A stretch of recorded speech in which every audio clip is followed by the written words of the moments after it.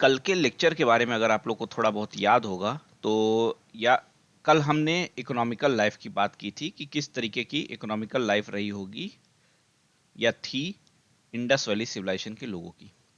और कल हमने देखा था कि इनकी जो सिविलाइजेशन थी एक अर्बन सिविलाइजेशन थी। लोगों के पास जो इनकम थी वो सरप्लस था, और यहाँ से जो ट्रेड होता था,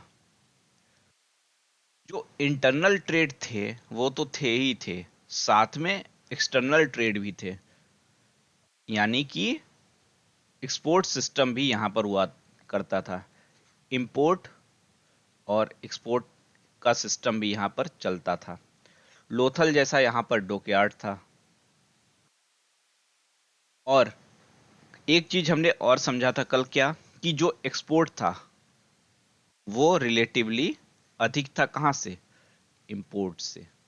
तो अगर एक्सपोर्ट आपका अधिक हो रहा है तो इसका मतलब हो रहा है कि लोगों की इनकम क्या हो रही है? अधिक हो रही है।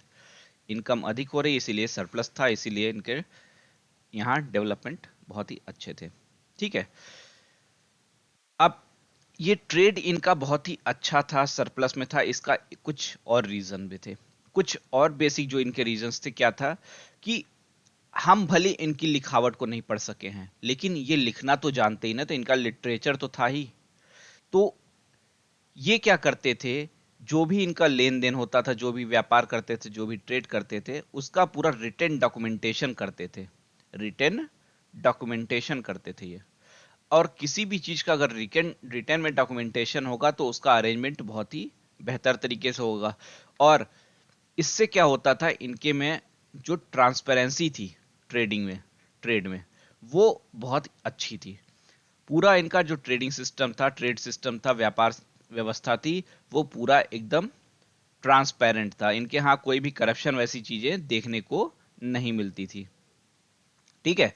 तो एक बेसिक रीजन ये था कि इनका डॉक्यूमेंटेशन बहुत ही बेहतर था, ट्रांसपेरेंसी हुआ करती थी, कोई करप्शन वगैरह नहीं था। साथ ही ऐसे ही रैंडम किसी चीज का, जैसे अगर मान लीजिए कुछ एक्सपोर्ट करना है या इंपोर्ट करना है, तो कितना है क्वांटिटी उसका पता होना चाहिए। क्वांटिटी पता होना चाहिए। तो ये क्वांटिटी का मेजरमेंट भी करते थे। मल्टीपल्स ऑफ 16 में इनके क्यूबिकल मेजर्स होते थे। ठीक है। क्यूबिकल शेप्स के इनके मेजरमेंट्स के वो होते थे। जैसे आप कभी सब्जी वगैरह खरीदने जाते हैं तो वहां पर वेट रखता है ना, बाट रखते हैं उसको कि हाँ कितने किलो आलू है, कितने किलो टमाटर है। तो वैसा ही समझ लीजिए, यहाँ पर क्यूबिकल टाइप का एक इनका वेट और मेजरिंग सिस्टम हुआ करता था, जो कि 16 के मल्टीपल में था। 16 के मल्टीपल में होता था। इस क्वेश्चन को याद रखिएगा, इस आंसर को, कि कितने के मल्टीपल में होता था। क्यों? क्योंकि ये चीजें कई बार पूछी गई एग्जाम में, कई पीसीएस एग्जाम में पूछे गए कि कितने के मल्टीपल में इनके मेजर सिस्टम थे। तो 16 के मेजर सिस्टम, 16 के मल्टीपल में इनका मेजर सिस्टम हुआ करता था। ठीक है। अफगानिस्तान में इनका ट्रेड होता था। अफगानिस्तान में आपको याद होगा हमने दो प्लेसेस की बात की थी, कौन कौन सी? शाटुघई और मुंडीगाक। इन दो प्लेसेस की हमने बात की थी कि ये दोनों प्लेस थे। इन दोनों ही स्थानों पर इनका ट्रेड व्यापार हुआ करता था। दोनों ही स्थानों पर, दोनों ही प्लेसेस पर इनका ट्रेड चलता था। उसके अलावा जो प्रेजेंट का हमारा तुर्कमेनिस्तान का एरिया, सेंट्रल एशिया में, आपको याद होगा अभी हमने वैसे वर्ल्ड ज्योग्राफी में हम सेंट्रल एशिया तक तो नहीं पहुंचे हैं, हम अभी साउथ ईस्ट एशिया में ही हैं। लेकिन आप सेंट्रल एशिया में देखेंगे वहां पर एक तुर्कमेनिस्तान भी कंट्री है। ठीक है। तुर्कमेनिस्तान से भी इनका ट्रेड होता था। उसके अलावा बहरीन, बहरीन को हम लोग एक नाम से और जानते थे। बहरीन को उस समय नाम दिया जाता था दिलमुन। क्या नाम दिया जाता था? दिलमुन। बहरीन को ये लोग दिलमुन नाम से कहते थे, जहां से भी इनका ट्रेड होता था, जिसको उगते हुए सूर्य का देश भी कहा जाता था। ठीक है। उगते हुए सूर्य का देश भी कहा जाता था। इंडस वैली सिविलाइजेशन को, सिंधु घाटी सभ्यता को, जो सुमेर मेसोपोटामिया के लोग थे, उन्होंने मेलुहा कहा है। क्या कहा है? मेलुहा। उसको ये अलग नाम देते थे, एक सिंडन नाम भी देते थे, एक मेलुहा भी देते थे। कैसे? यहाँ पे एक इंस्क्रिप्शन मिला है। यहाँ के एक राजा हुआ करते थे सारगौन, उन्होंने एक इंस्क्रिप्शन लिखवाया है। और उस इंस्क्रिप्शन में उन्होंने लिखा है कि जो इनके यहाँ के नदी के समुद्र के किनारे थे वहां पर हमेशा क्या होते थे, जहाज अपने डेरे डाले रहते थे।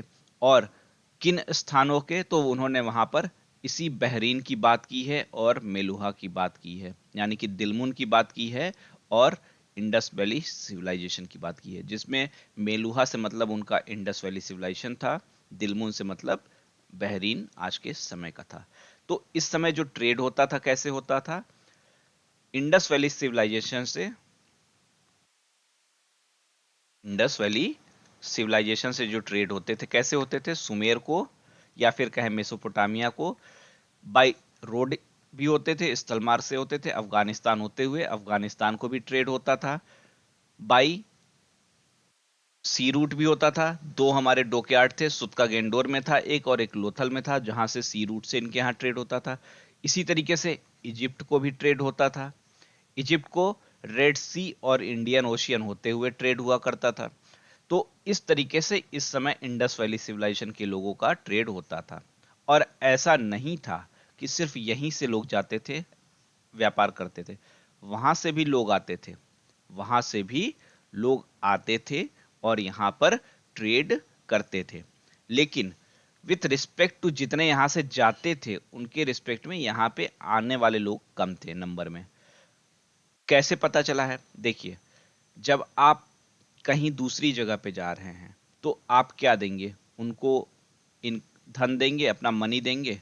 अगर आप इंपोर्ट कर रहे हैं, इंपोर्ट कर रहे हैं तो आप दूसरे को अपना पैसा दे रहे हैं, ठीक है, आप दूसरे को अपना पैसा। और एक्सपोर्ट अब जब आप कर रहे हैं तो आपको पैसा मिल रहा है। मतलब अगर एक्सपोर्ट आपका अधिक है, निर्यात आपका अधिक है, तो आपके पास अधिक इनकम आएगी, अधिक इनकम आएगी।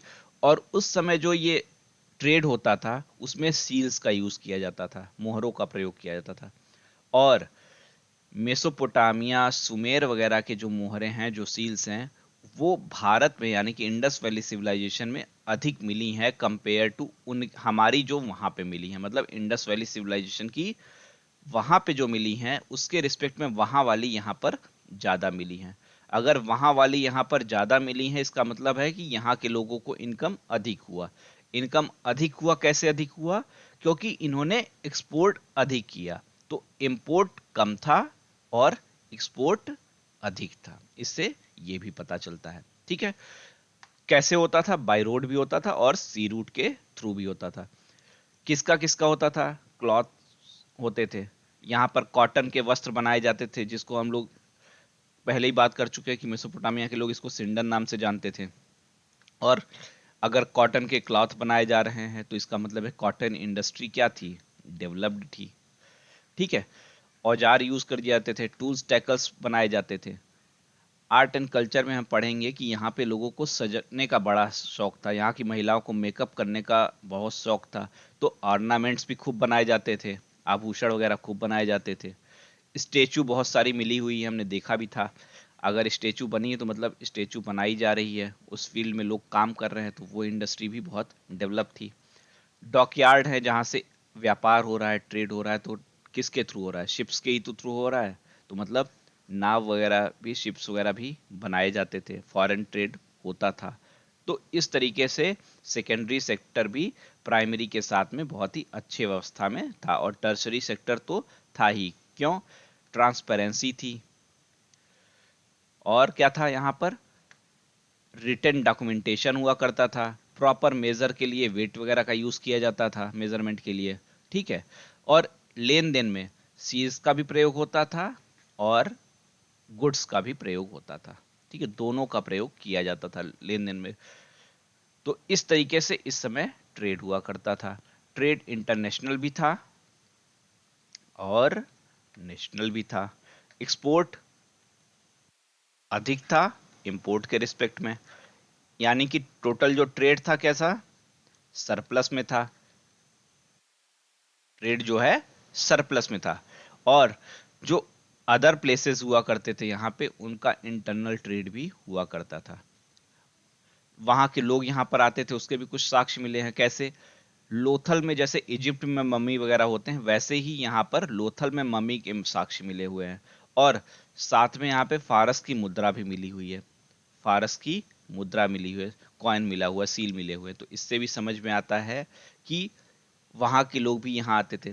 इसी तरीके से जो वहाँ के लोग आते थे, कई बार उनकी मतलब यहीं पर रह जाते थे, डेथ हो जाती थी, तो उनकी जो कदकाठी थी, जो उनका रहन सहन था, मतलब कह सकते हैं उनके शरीर की बनावट थी, वो अलग थी। तो वैसे नरकंकाल भी यहाँ पर मिले हुए हैं, तो उससे पता चलता है कि वहाँ के लोग यहाँ पर आए थे।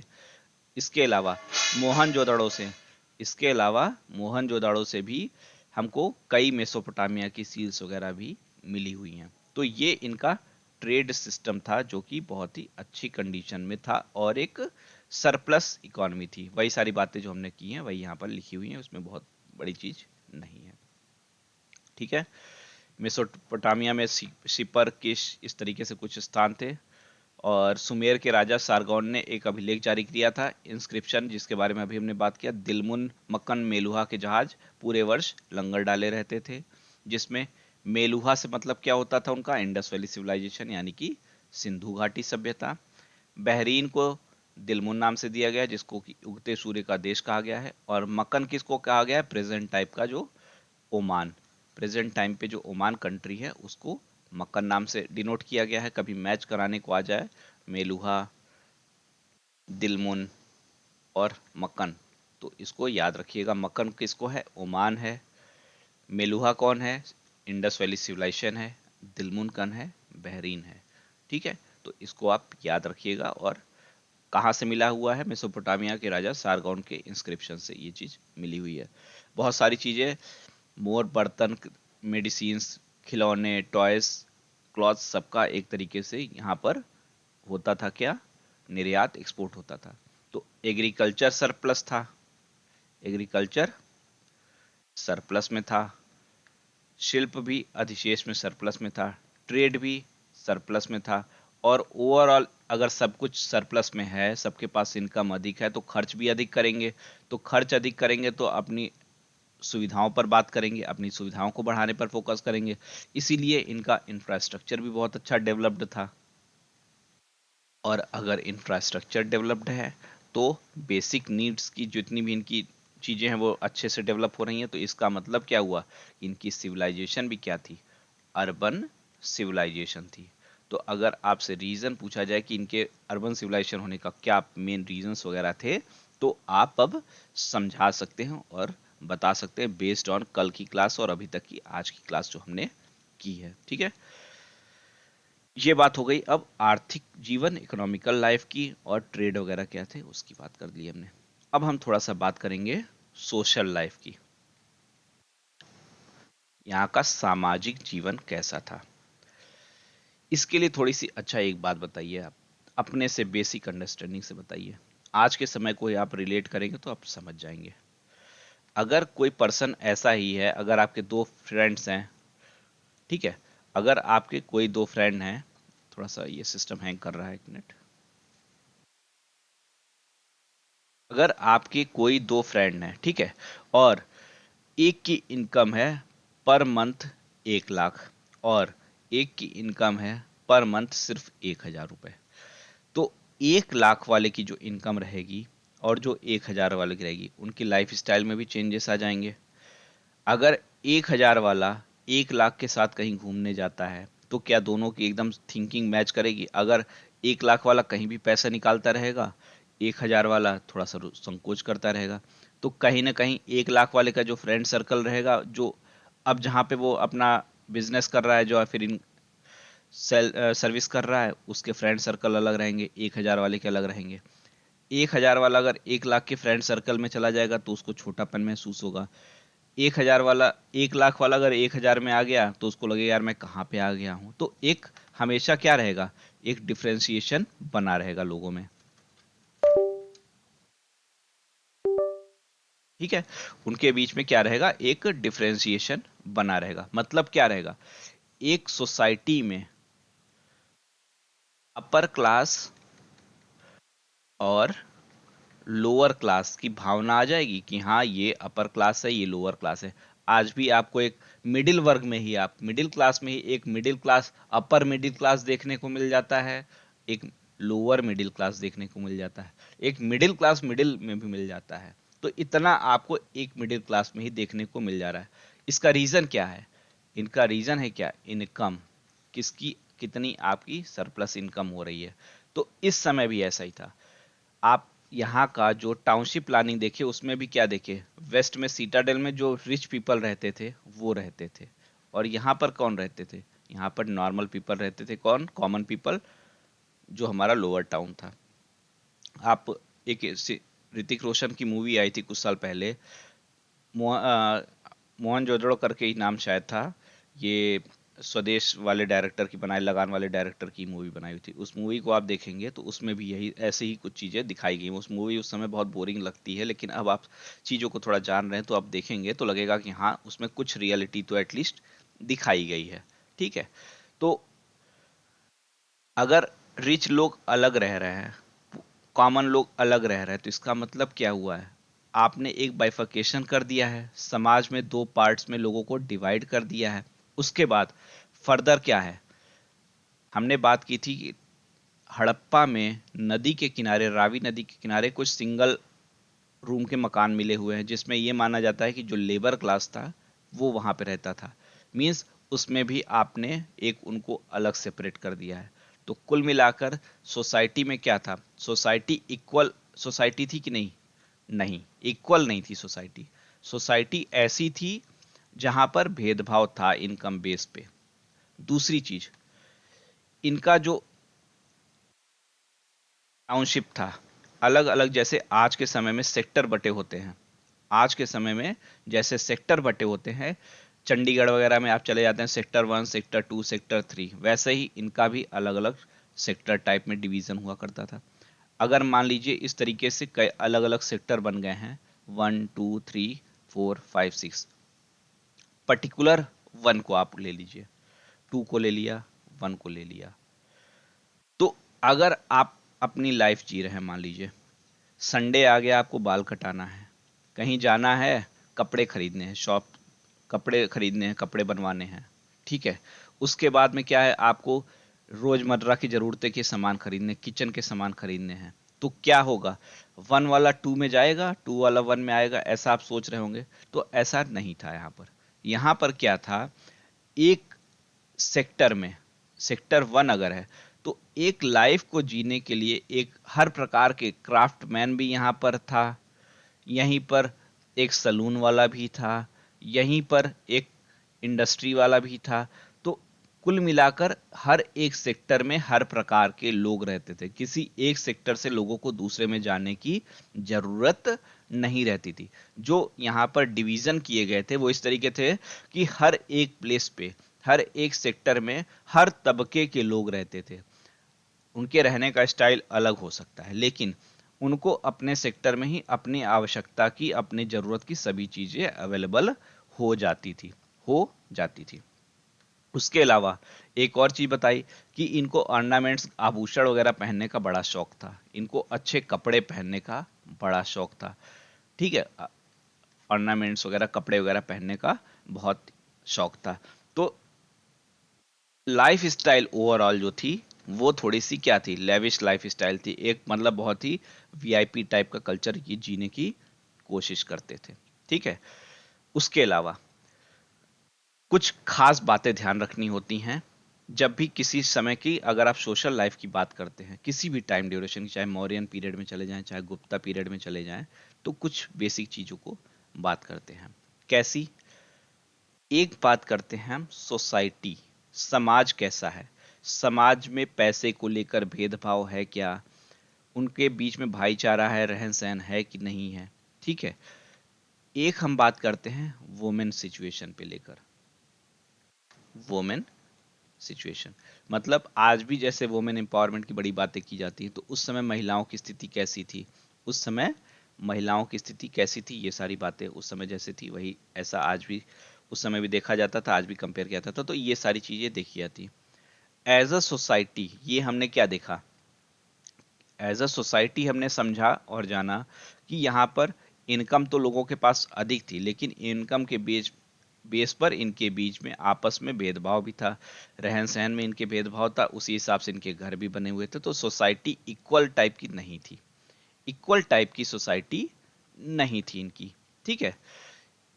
किसी का चैट आ रहा है, लेकिन मैं क्लास खत्म कर लूंगा, उसके बाद उस चैट को देखूंगा। ठीक। तो सोसाइटी इक्वल थी, इनकम आपका इक्वल बेस था। ठीक है। इनकम आपके इनकम बेस पे जो सोसाइटी थी उसमें थोड़ा बहुत भेदभाव हुआ करता था। तो सोसाइटी इस तरीके थी। बात करते हैं वुमेन की। आपको मदर गॉडेस की मूर्ति मिली हुई है। ठीक है। डांसिंग गर्ल की मूर्ति मिली हुई है। एक सील मिली हुई है। सील में एक तरफ दिखाया गया है क्या, सील में एक तरफ दिखाया गया है कुछ, मतलब फिगर वगैरह बनी हुई है, तो कुछ लिखा गया है, तो दूसरी तरफ मदर गॉडेस की मूर्ति मिली है।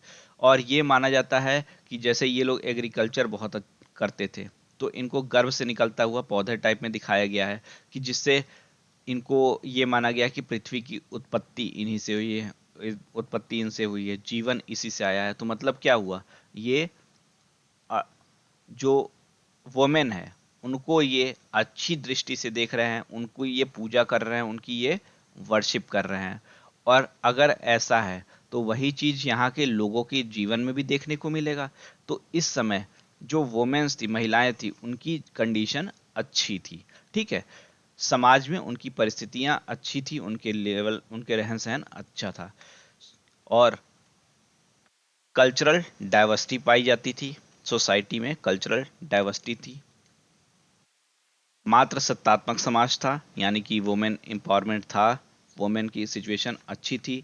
लेकिन ऐसा माना जाता है, कोई श्योरिटी इस पे नहीं है कि यहाँ पर भी सती सिस्टम था। इसके बारे में कैसे पता चल, अनुमान लगाया लोगों ने कि लोथल में एक जगह पर क्या हुआ है कि एक कब्र मिली हुई है, उसमें हस्बैंड और वाइफ दोनों की कब्र है, ऐसा लगता है वो हस्बैंड और वाइफ दोनों की। तो ऐसा कुछ लोग कहते हैं कि इस समय भी सती प्रथा रही होगी, लेकिन इसके बारे में कोई श्योरिटी नहीं है।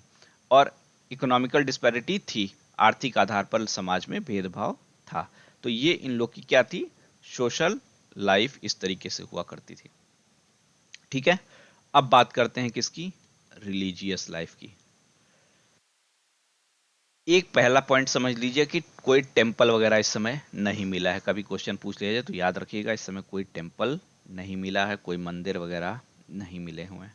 मदर गॉडेस की बात हमने अभी की, तो इसका मतलब हुआ कि जो इनकी पूजा की जाती थी, कैसे, इसको क्या मानते थे, अर्थ की उत्पत्ति इन्हीं से मानते थे। ठीक है। तो मतलब महिलाओं की भी पूजा की जाती थी, मदर मतलब लेडी गॉड वगैरह में बिलीव था। और क्या था इनका, पशुपति की शील मिली हुई है। पशुपति को आद्य शिव की संज्ञा दी जाती है, तो मतलब शिव की भी एक तरीके से ये लोग पूजा करते थे। और कुछ ऐसे सील्स मिले हुए हैं जिसपे एक तरफ जैसे कुछ लिखा हुआ है, किसी की फोटो बनी है, तो दूसरी तरफ जैसे जो बलि वगैरह का प्रथा होती, उस तरीके से बलि देते हुए चित्रण किया गया। तो मतलब इस तरीके के कार्य भी किए जाते थे, भगवान को खुश करने के लिए बलि वगैरह भी दिए जाती थी। ठीक।